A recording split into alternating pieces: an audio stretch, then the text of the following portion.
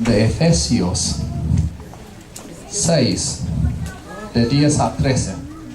El libro de Efesios no se encuentra en el Antiguo Testamento, pero se encuentra en el Nuevo Testamento.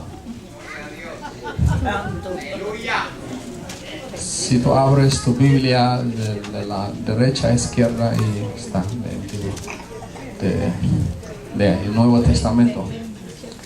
Por favor, dice amén cuando lo tengas. El libro de Efesios 10 a 13.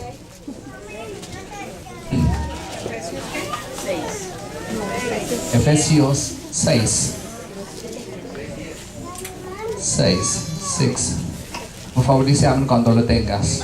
Amén. 6:10. Dice: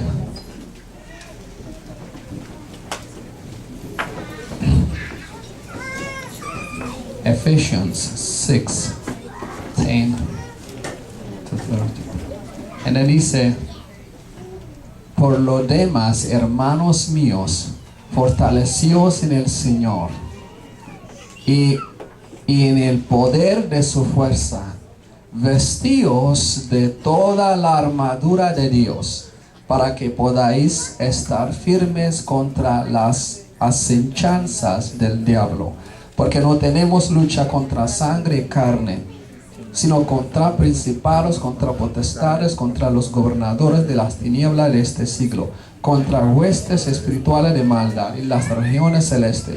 Por tanto, toma toda la armadura de Dios, para que podáis resistir en el día malo, y habiendo acabado todo, estar firmes. Estar pues firmes, ceñidos vuestros lomos con la verdad, y vestidos con la coraza de justicia, y calzados los pies con el apresto del evangelio de la paz. Sobre todo tomar el escudo de la fe, con que podáis apagar todos los dardos de fuego del maligno, y tomar el yelmo de salvación y la espada del Espíritu, que es la palabra de Dios. Puedes sentar en la presencia del Señor.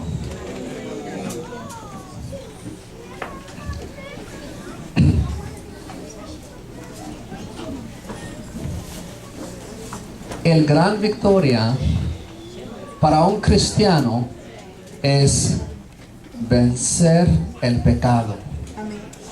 Muchas veces lo que hacemos es pedimos perdón cuando pecamos, pedimos perdón a Dios. Muchas veces lloramos hasta salen los mocos, y después otra vez repetimos el mismo pecado, y después otra vez pedimos perdón, y otra vez pedimos perdón, otra vez lloramos, y así una rutina, pasamos así rodeando y la montaña, y nunca nos cambiamos.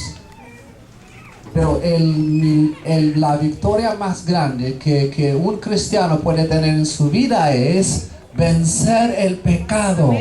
Por eso la Biblia habla acerca de un arrepentimiento genuino.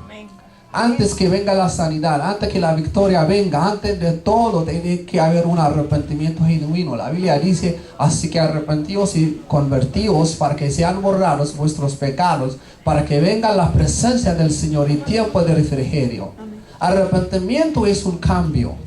Muchas personas se confunden el arrepentimiento que remordimiento. Remordimiento es culpa. Culpa no te cambia. Hay personas hacen cosas malas, hacen cosas errores, saben que esto es mal, pero después se sienten culpa, le dicen: porque yo hice eso, no tengo que hacer eso, y hasta lloran. Después piden perdón, después repitan la misma error, y siempre así rutina. Pero arrepentimiento es cambio. El remordimiento es culpa. Judas Iscariote en la Biblia fue un ejemplo de un remordimiento. La Biblia dice: él traicionó a Jesús después y sintió culpa por lo que ha hecho, y después ¿qué pasó? Y se colgó y murió. Porque el remordimiento trae un desastre. Pero Pedro fue un ejemplo de un arrepentimiento genuino. Amén. Él se arrepintió, por esto su vida fue cambiada. En la vida de muchas personas no hay cambio en la iglesia porque nunca se han arrepentido. El problema ahora en la iglesia es debido a que se le ha enseñado cómo gritar, pero no les hemos enseñado cómo vivir. Tienen victoria en el domingo, pero en la espiritual piensan como tienen que reprender el demonio 24 horas al día, 7 días a la semana. Vamos a reprender chamuco, vamos a reprender Satanás. Entonces, y vamos a atar, vamos a soltar, vamos a atar, vamos a soltar. Entonces, perdemos el tiempo porque soltando y atando, atando, soltando, atando, soltando. Entonces, después, ¿qué pasa? Y la persona, si no ora bien, si no guerra bien, si no hace guerra espiritual bien, si no ata bien, entonces siente culpa. Entonces dice, ¿por qué yo no oré? Por esto este problema me pasó. Entonces, cuando pasa algo, entonces dicen, no es mi culpa, es el diablo. Diablo me hizo daño, diablo me asaltó, diablo me robó, el diablo me hizo caer. Entonces el diablo. Entonces la culpa no es de ellos, la culpa es del diablo. Entonces aún decimos, no te culpes, no es tu culpa, es el diablo. Es el diablo. Pero ¿dónde está? Tal vez la persona necesita arrepentirse. Tal vez necesita investigar su vida y pensar por qué me está pasando. Tal vez Dios me está hablando. Tal vez tengo que cuidarme, tengo que pedir perdón a Dios. Tal vez yo tengo falta de perdón. Tal vez me falta la sabiduría. Hay muchas cosas más. No solamente siempre el diablo. Pero a veces nosotros, por falta de perdón, por falta de la sabiduría, ponemos nuestra vida en una trampa. A veces nosotros caemos en tentación por falta de la sabiduría. Por eso la Biblia dice, la casa se edifica por la sabiduría, por la prudencia se afirmará. Entonces cuando la Biblia habla acerca de casa, no está hablando acerca de casa física, habla acerca de tu vida, habla acerca de relación, habla acerca de familia y muchas cosas más. Por eso la Biblia dice, tenemos que vestirnos con las armaduras de Dios. Pero las armaduras son 6 armaduras que Dios nos ha dado. Aquí explica el libro de Efesios, 6 armaduras, pero están divididos en 2. Las armaduras de defensa, las armaduras ofensas. Las armaduras de defensa son 5 armaduras, son de defensa.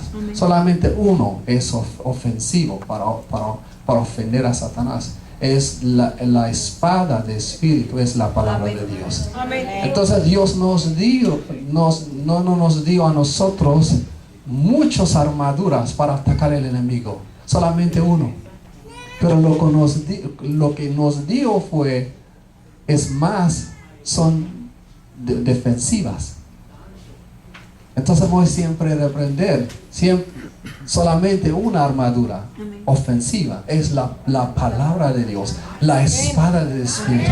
Pero Dios nos dio más las armaduras defensivas para protegernos a nosotros. La vez pasada un joven me dice, bien animado, entonces Pastor Benjamín dice, estoy alegre, dice, entonces yo quiero que Satanás se prepare, porque me voy con todo contra él. Entonces yo le dije, mejor prepárate tú. ¿Tú crees Satanás se asusta porque estás preparado para atacarlo?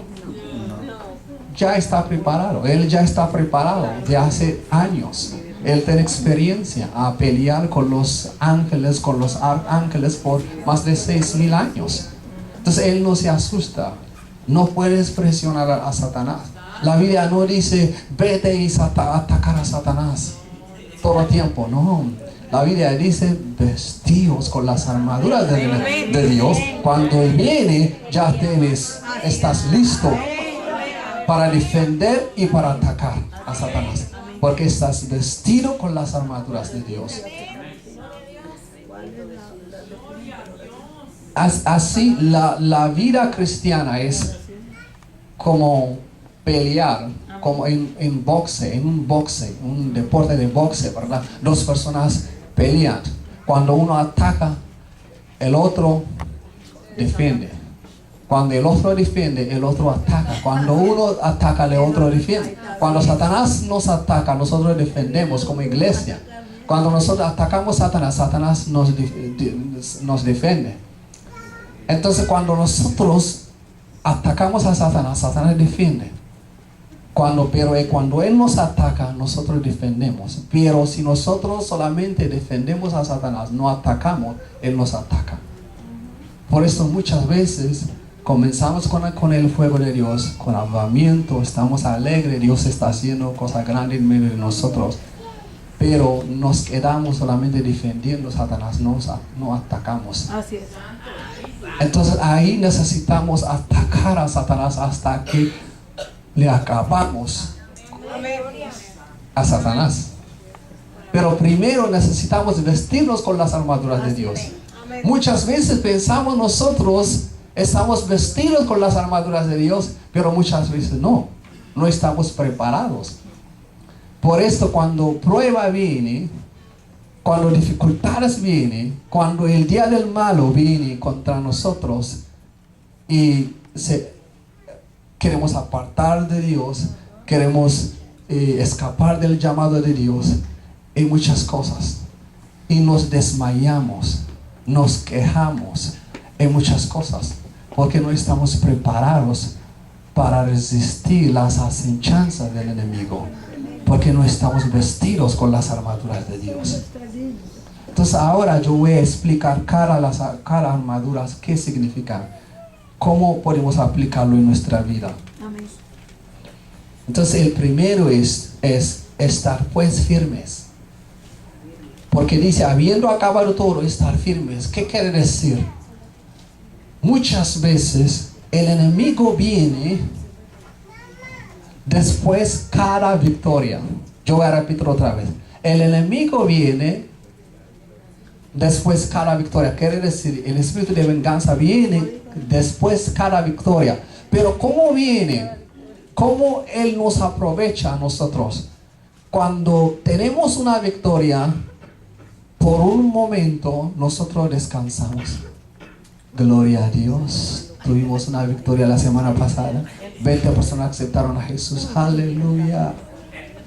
Tuvimos una vigilia tremenda la semana pasada. Ahora vamos a descansamos, no oramos, no ayunamos, y dejamos, o relajamos, y déjame tomar un cafecito, un chocolatito con una galletita de abuelita y déjame descansar, etcétera, etcétera. Entonces ahí viene Satanás. Ahí se está preparando. Porque después cada victoria viene Satanás. Entonces ahí después, acabado esto, estar firmes, dice la Biblia. Después tenemos una victoria, estamos firmes otra vez. Con las armaduras de Dios. Con las armaduras de Dios. Ok, yo te voy a explicar el primero. Estás pues firmes, ceñidos vuestros lomos con la verdad. Quiere decir, vestidos ceñidos con lomos con la verdad, quiere decir obediencia. Cada creyente en Cristo, cada persona que cree en Jesús, tiene que ser un hijo obediente. Obediente. La palabra obediente en la Biblia, la palabra humilde, la palabra manso en la Biblia es una persona que obedece la palabra de Dios. Si Dios te dice algo, si tú no lo haces, tienes orgullo espiritual. El hombre humilde de la Biblia es el hombre que obedece la palabra de Dios. Ceñidos con lomos de verdad, dice la Biblia. Quiere decir ser obediente. En muchos lugares, en Medio Oriente, en la India, en Centroamérica, en muchos lugares, todavía hay mujeres que cocinan con leñas y se vesten una falda larga y ponen un cinturón, porque para no caer, para no tropiezo, y para cuidar y hacen eso. Entonces hacen trabajo y ceñidos. Entonces cuando Israel salió de Egipto, la Biblia dice comieron en la Pascua, el correo de la Pascua en el desierto. Esperar en Dios. La Biblia dice a los que esperan en Jehová son. La Biblia dice tendrán nuevas fuerzas, dice. Entonces esperar, la palabra esperar en inglés es wait or waitress. Personas son meseros. Los meseros lo que hacen es siempre son ceñidos con lomos y ponen un cinturón y primero lo que hacen es escuchan órdenes. Amén. ¿Qué quiere tomar? Escriben, escuchan y después se van para servirte. Después regresan, esperan para tomar Amén. nota para servirte. Y después se inclinan. Obediencia. Se inclinan. Ok, yo voy a traer eso. Entonces se van otra vez. Después vienen, sirven y después esperan. Después van para servir. Después regresan. Eso es lo que dice a los que esperan en Jehová. Tendrán nuevas fuerzas. Amén. Esperar en Dios no es como muchas personas lo interpretan así. Estoy esperando en Dios. Yo no voy a la iglesia. Y yo me quedo en mi casa. Porque estoy esperando en Dios. Yo no voy a evangelizar porque estoy esperando en Dios.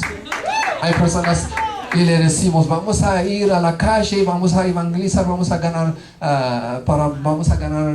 las almas para Cristo. Dicen, no, estamos orando para que se salvan la gente. Estamos esperando en Dios. Pero vamos a hablarles de Jesús para que se hagan. No, lo que pasa es que estamos esperando en Dios. Estamos esperando el tiempo. Estamos esperando, estamos orando.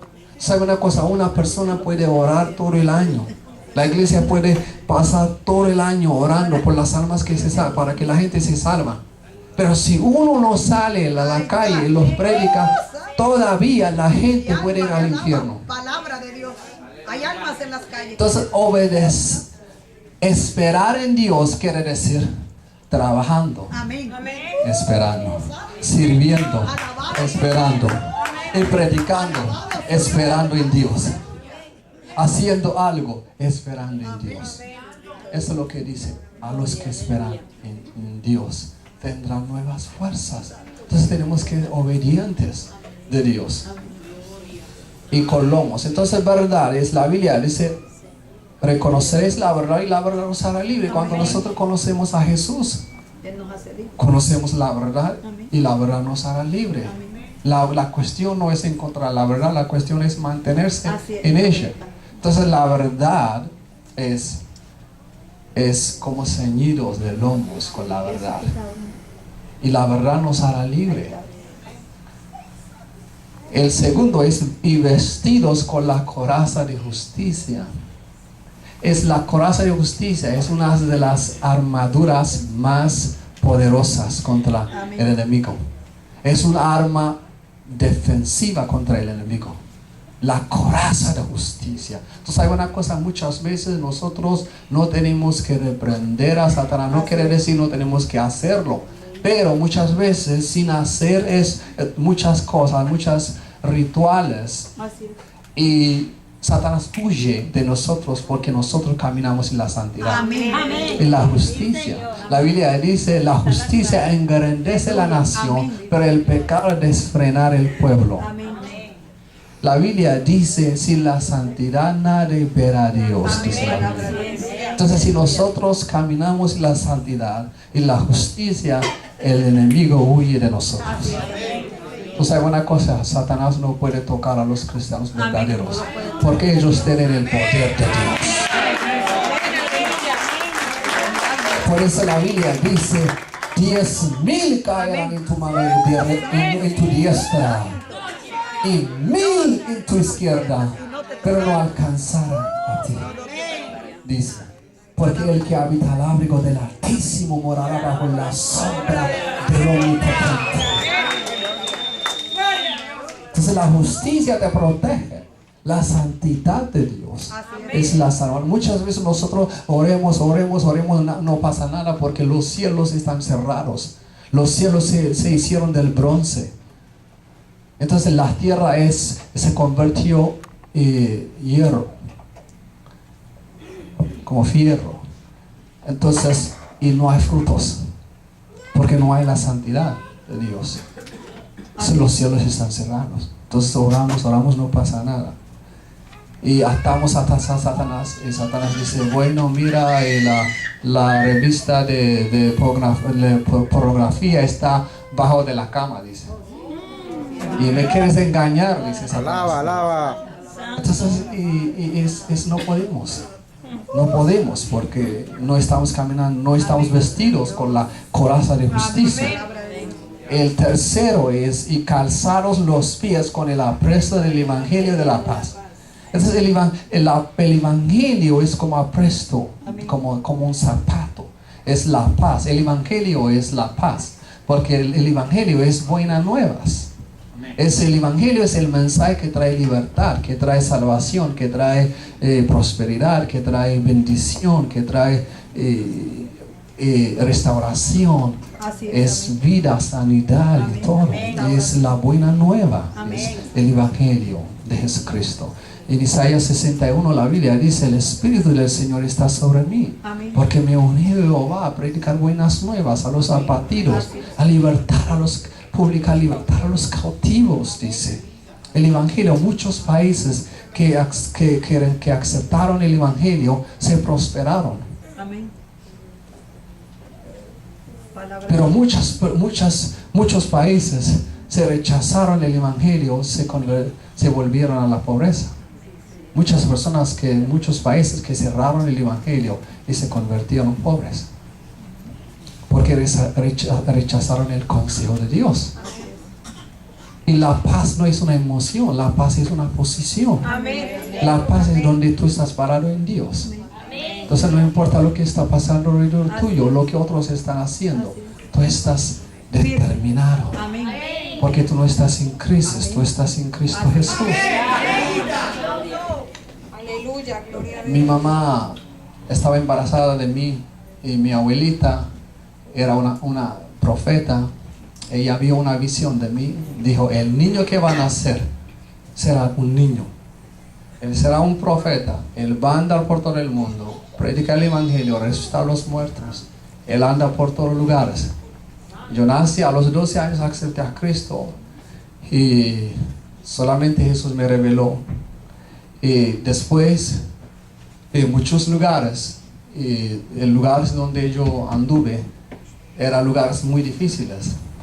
En Pakistán, en 2007, estuvimos predicando en Pakistán. Los terroristas dispararon 6 balazos para matarme, pero ningunos balazos me tocaron, se fueron de diferentes lados.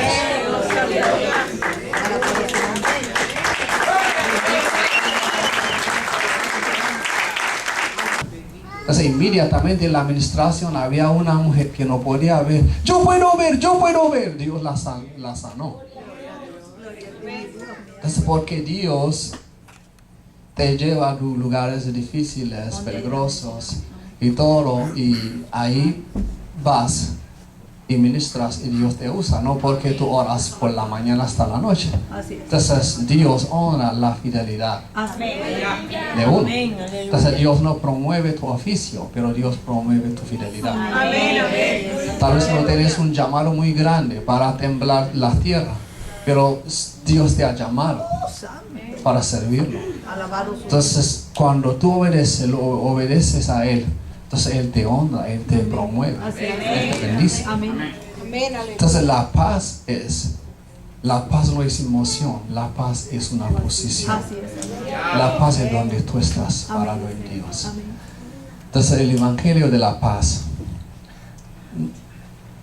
El número 4 es la 4 armadura de Dios. Sobre todo tomar el escudo de la fe, con que podáis apagar todos los dardos del fuego del maligno. Entonces hay un dardo que el enemigo tira para atacarnos, para herirnos a nosotros, pero necesitamos la fe. Por eso la Biblia dice, la fe es la certeza de los que esperan y la convicción de los que no se ven. Entonces la fe es una armadura defensiva contra el enemigo. Por ejemplo, hay muchas personas fueron sanados en las campañas, las cruzadas, pero después mucho tiempo la enfermedad se regresó. ¿Sabe por qué? Las personas fueron sanados por la misericordia de Dios. Muchos de los milagros que nos contamos, por ejemplo, el milagro de Claudia que contó mi esposa, ni siquiera ella no era cristiana. Después de una semana, ella quiere entregar su corazón a Jesús. Porque Dios sana, porque Él es amor, porque es su naturaleza. Entonces, hemos visto muchas personas fueron sanados, ni siquiera no conocían a Cristo. Entonces, porque Dios nos sana por la misericordia de Él, por su amor, porque Él es amor, porque Él es soberano.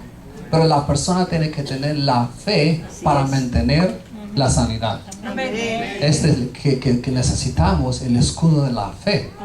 Porque nosotros, cuando una persona se sana y no se sana exactamente en este momento, pero mejor decir, la persona, si es cristiano, recibe su sanidad, porque ya había sanado hace 2000 años en la cruz de Calvario. La Biblia dice, por su llaga fuimos nosotros curados. Entonces Isaías 53, la Biblia dice, por su llaga fuimos nosotros curados. Ni siquiera Jesús no había nacido en aquel tiempo.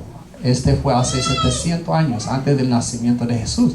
Pero Isaías vio de lejos y su sanidad lo disfrutó, lo recibió por fe. Porque la fe es como un mano que reciba lo que Dios tiene para él. Entonces Él no dijo por su llaga seremos sanados, pero Él dijo por su llaga fuimos sanados. Entonces nosotros no batallamos con enfermedad, porque la enfermedad fue vencida hace 2000 años, pero nosotros batallamos con la síntoma. Con la síntoma. Entonces Satanás trae la síntoma después años. Entonces dice, mira tu síntoma, estás sintiendo el dolor, ¿verdad? Dice, sí, porque no fuiste sanado verdaderamente, fue emoción. Entonces empezarás a creer la síntoma. Entonces tus sentimientos mientan, pero la palabra de Dios no mienta. La palabra de Dios le dice, por su llaga fuimos sanados. Entonces ahí necesitas el escudo de la fe para apagar los dardos del enemigo. Entonces oras, entonces dice, mira, tú estás pasando por problema, estás perdiendo el tiempo, no creo que Dios te escucha tu oración. Estás levantando a las 5 de la mañana, pero estás pasando el problema.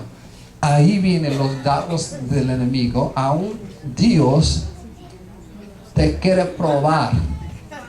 Él quiere probar tu fe.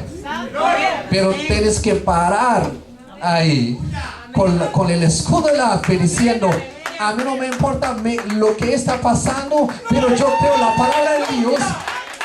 Soy salvo, soy sano. Dios me ha escuchado, Él ha escuchado mi oración. Entonces necesitas el escudo de la fe. El escudo de la fe. Había una mujer que había casado más de 40 años con su esposo, claro que es con su esposo,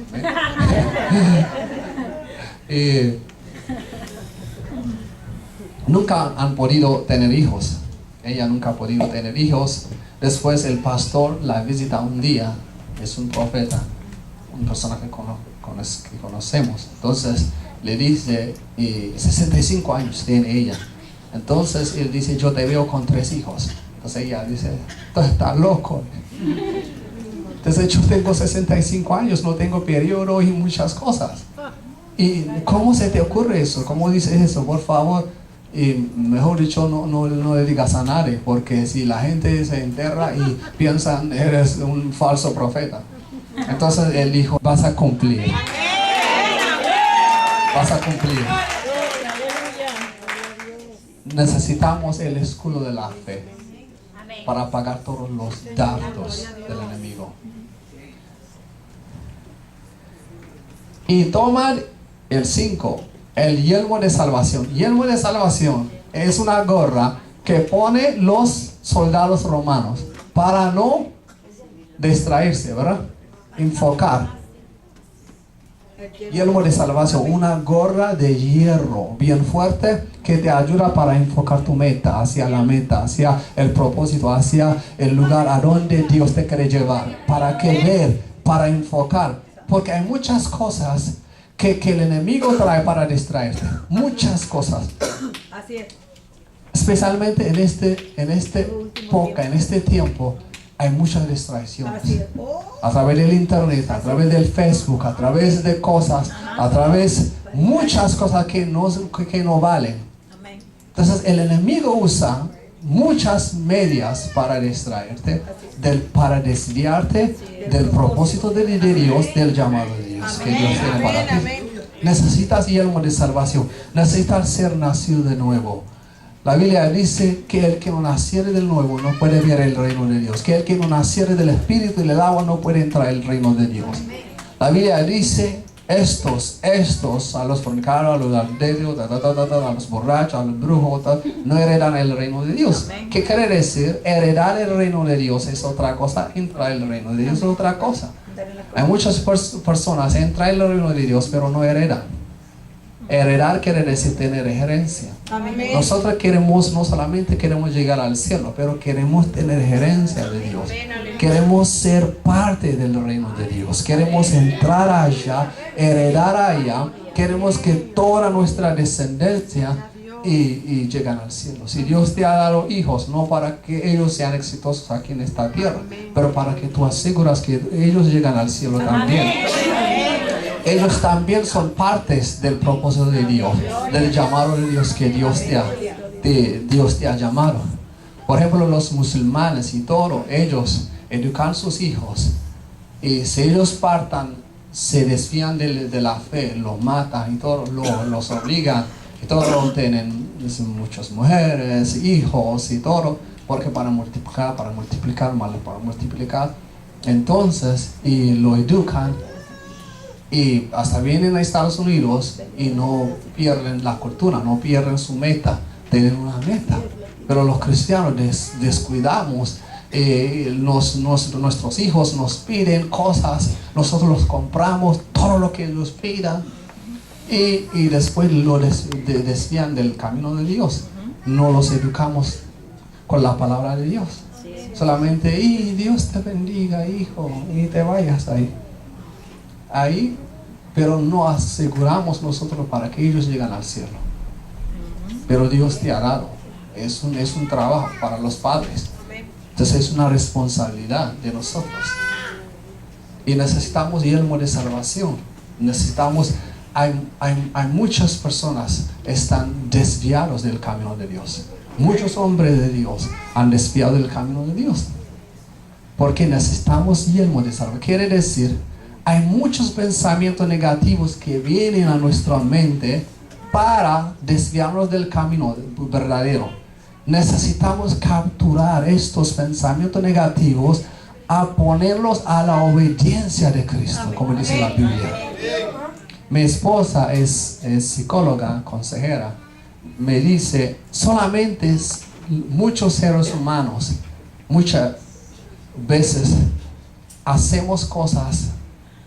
Solamente es 15% hablamos cosas, 15% conscientemente.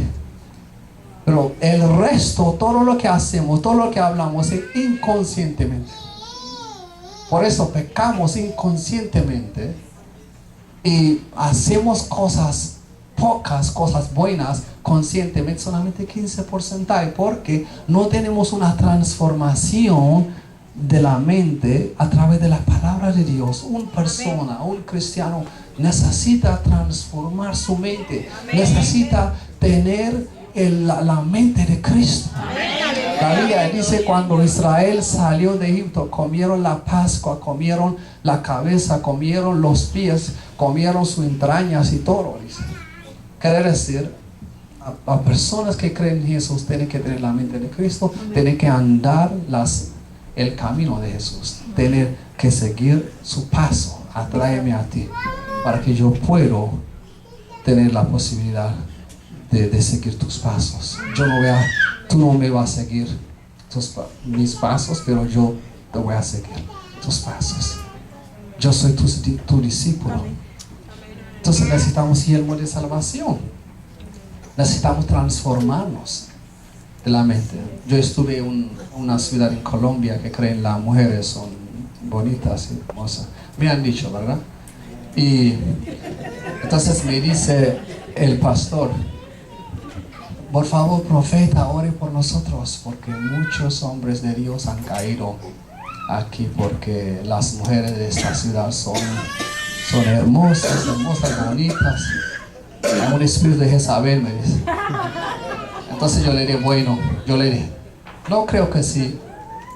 El hombre cae porque por causa de las mujeres bonitas, porque hay mujeres bonitas por todo lado. ¿Cuál es el problema?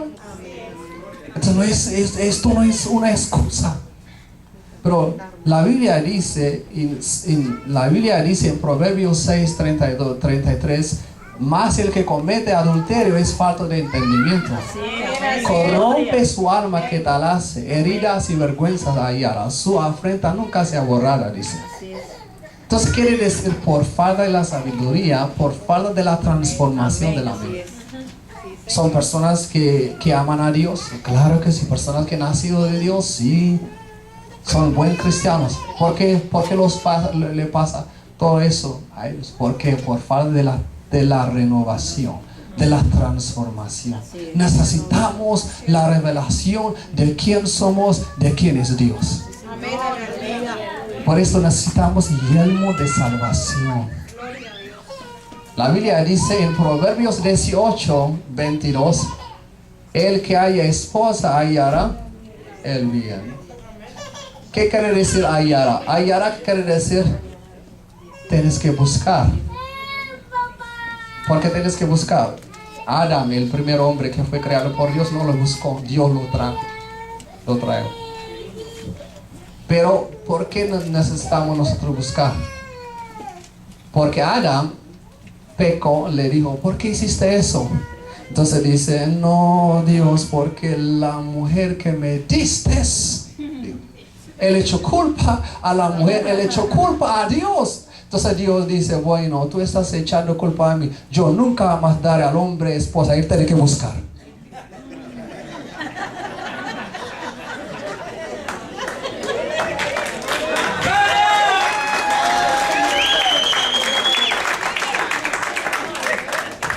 Porque todo el mundo está echando culpa a otro.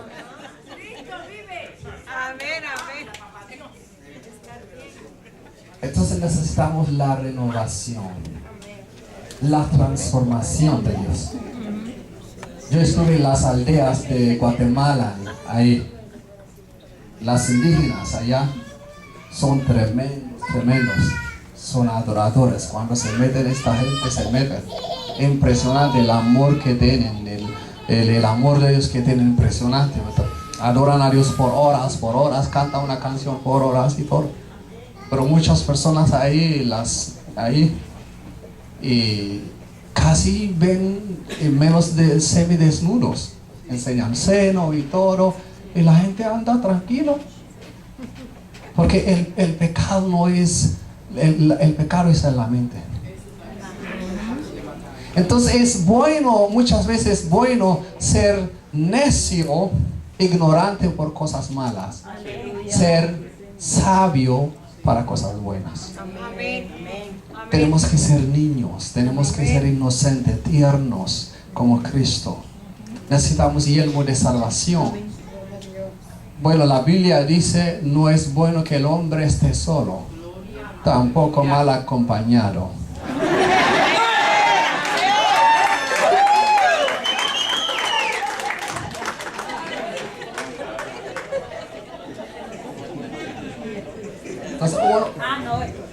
Entonces uno no tiene que alegrarse bien cuando dice yo quiero una idónea, se aparece una demonia. Cuando uno dice Padre, yo quiero un idóneo, aparece un demonio.